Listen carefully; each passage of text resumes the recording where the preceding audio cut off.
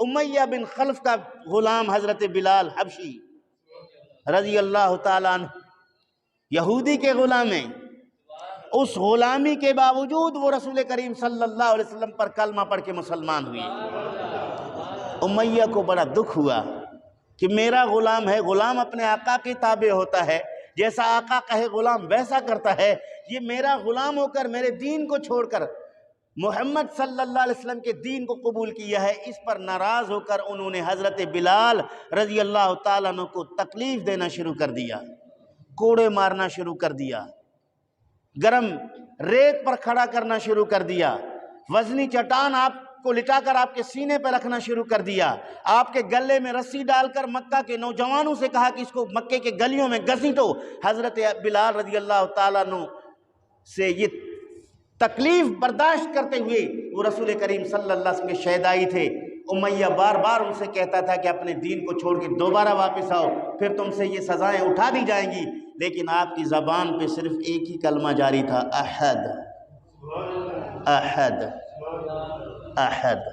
یعنی ایک اللہ کی ذات، بس ایک اللہ کی ذات ہے عبادت کے لائق، بس۔ حضرت ابوبکر صدیق رضی اللہ تعالیٰ عنہ نے دیکھا کہ امیہ بن خلف جو ہے اس غلام پر غیر انسانی سلوک کر کے انہیں تشدد کر رہا ہے، انہیں سزائیں دے رہا ہے۔ قریب جا کر پہلے اسے سمجھانے کی کوشش کی کہ یہ انسان ہے،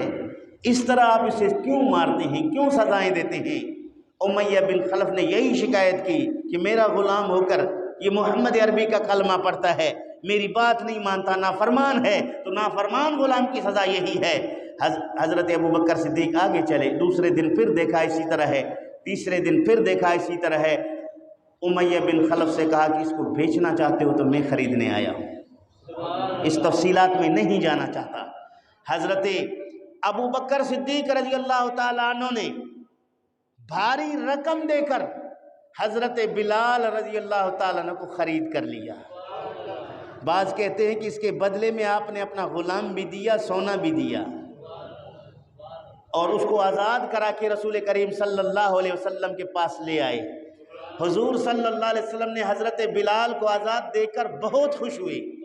اتنے خوش ہوئے کہ ابوبکر صدیق سے کہا کہ آپ نے حضرت بلال کو خرید کرنے گئے تو مجھے کیوں نہیں بتایا، تاکہ اس کے خریداری میں بھی اپنا حصہ ڈال دیتا، یعنی کچھ رقم میں بھی دے دیتا کہ حضرت بلال کو خرید کر کے آپ لے کے آئیں گے۔ حضرت ابوبکر صدیق نے اس موقع پر کہا یا رسول اللہ، میں ابوبکر بھی آپ کا غلام ہوں، یہ بلال بھی آپ کا غلام ہے، بس ہم دونوں کی غلامی قبول کیجئے۔ حضرت ابوبکر صدیق رضی اللہ تعالیٰ عنہ کے یہ خدمت کو نبی پاک نے قبول کیا۔ ہر دور میں کچھ لوگ ہوتے ہیں تبصرے کرنے والے، صرف آج نہیں، سوشل میڈیا کا دور ہے، کسی کو بھی دیکھ لیا اس پہ کمنٹس کر دیا، ہر دور میں اس طرح کے لوگ ہوا کرتے ہیں۔ جب حضرت ابوبکر صدیق نے بلال کو آزاد کر دیا خرید کر کے، لوگوں نے کہا کون اس دور میں کسی پر پیسہ لگا کے آزاد کر دیتا ہے؟ کوئی بلال کا احسان ہوگا ابوبکر پر، کوئی احسان ہوگا، کسی مشکل وقت میں یہ بلال نے ابوبکر کے کوئی اتنا بڑا کام کیا ہوگا جس کی وجہ سے ابوبکر صدیق نے اس کو خرید کر کے آزاد کیا۔ کسی نے کیا کہا، کسی نے کیا کہا، رب ذوالجلال نے جبریل امین کو قرآن کی آیتیں دے کر بھیجا، فرمایا وَسَيُجَنَّبُهَا الْأَتْقَى،